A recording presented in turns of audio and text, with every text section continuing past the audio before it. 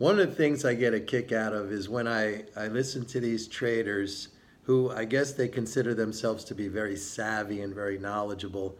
When they talk about the market not acting the way it should act, and therefore that is sending some kind of a signal. All right, and a lot of times these traders, they're looking at it in a very micro, very short-term time frame, and they're trying to sort of ascribe meaning to something where, there really is no meaning. I'll give you an example.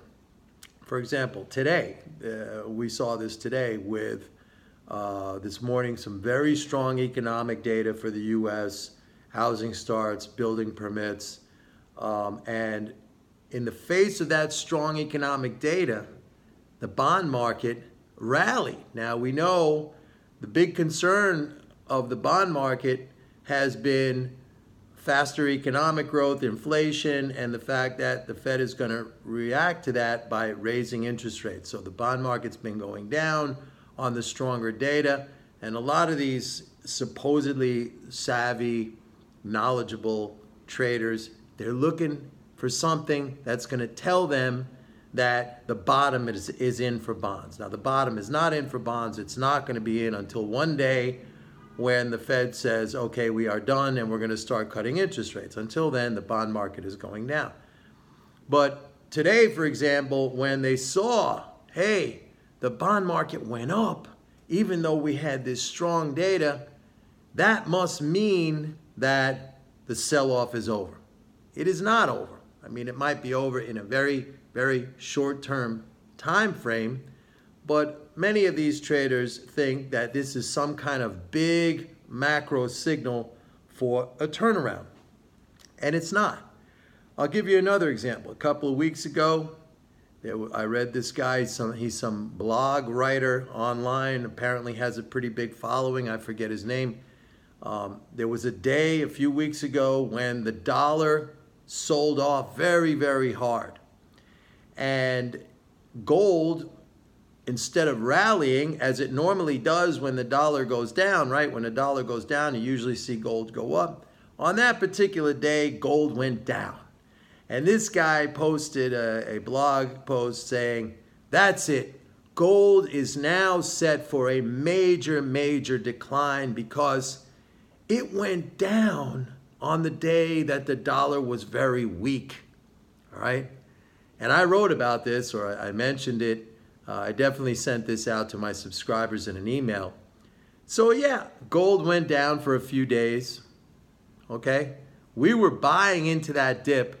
Right? You're talking about when it traded down in the low 1300s at 13 teens, let's say. I think it got as low as 1312 or 1314, something like that. I was telling all my people to buy into that dip. Now where are we? 1360.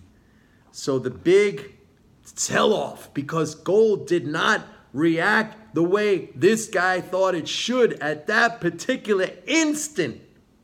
For him, that was a big, meaningful signal.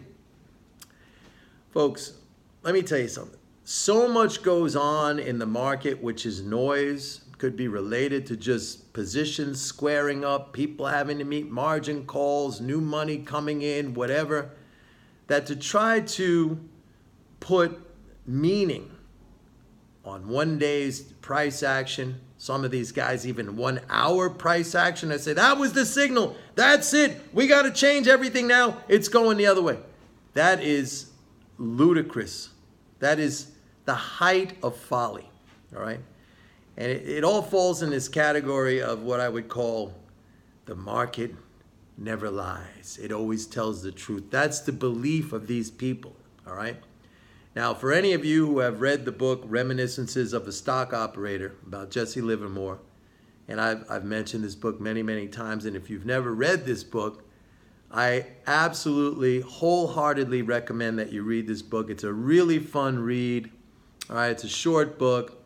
It has great wisdom in that book. Not just wisdom about trading, but wisdom about life. You got to read that book. When I had my floor brokerage company, I used to give that book out as gifts to people who I employed, okay? Anyway, there's a part in this book, Jesse Livermore, who was a famous stock market speculator. He loved to play the bear side of the market. It was 1906. He was out of the market. He had made a lot of money, and he was with a friend. It was a beautiful summertime. They were down in Atlantic City, New Jersey, just hanging out. He's walking. He was out of the market at that time. You know, he had made money, walking along the boardwalk. As he walked along the boardwalk, he saw a stock brokerage firm, okay? He went in there with his friend, and he wasn't really interested in doing anything. He just wanted to check out what the market was doing. And at that time, in 1906, the market was in a big, raging bull market. Everything was going up, okay? And he looked up at the ticker tape. You know, back in those days, you see the ticker tape. I don't know if he looked up or he looked at the machine. And one stock came across that sort of caught his interest, Union Pacific, the railroad at the time. And it was the leader of this big bull market that was going on. It was the most bullish stock in this bull market. And for some reason, he just got a gut feeling like, I want to sell some shares of Union Pacific. And his friend said, what are you going to do that for? That's in a bull market. The whole market is in a bull market. You're crazy to do that. And anyway, you said you were going to be out of stocks. He said, that's all right. He wrote out a ticket, sold 1,000 shares, gave it to the clerk, came back with his fill. Sat there for a minute. He's still looking at the ticker tape. He saw that right after he sold, Union Pacific went even higher, $2, $3 higher. Takes another ticket, writes it out for another 1,000 shares, gives it to the clerk. Meanwhile, his friend's just looking at him like incredulous, like, I thought you were out of the market. You were selling the leading stock in this advance. Sells another 1,000. No sooner does he sell it, Union Pacific, even higher. At this point, he takes another ticket. He writes out 2,000 this time, so he doubles up. His friend's just laughing at him the whole time. He said, you know, you came down here for a vacation, you're going to end up losing so much money. At this point, he feels satiated. They go out, walking along. Later on that day, they stop back into this brokerage firm to see what's happening. Union Pacific is like 10 points higher than where he sold it. Again, what does he do? Takes out a ticket.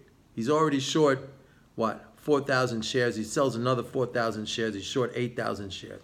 His friend said, it's your funeral. You want to know something? His friend says, this is a bull market. Union Pacific is leading the advance. The market never lies. And here's what Jesse Livermore said. The market never lies, but it doesn't always tell the truth on an instant. The next day, there's news that a great earthquake hit San Francisco. This was the earthquake of 1906, leveled the city, burned the city down, and all the roads, the track leading into leading into San Francisco, which is where Union Pacific headquarters were, destroyed, wiped out.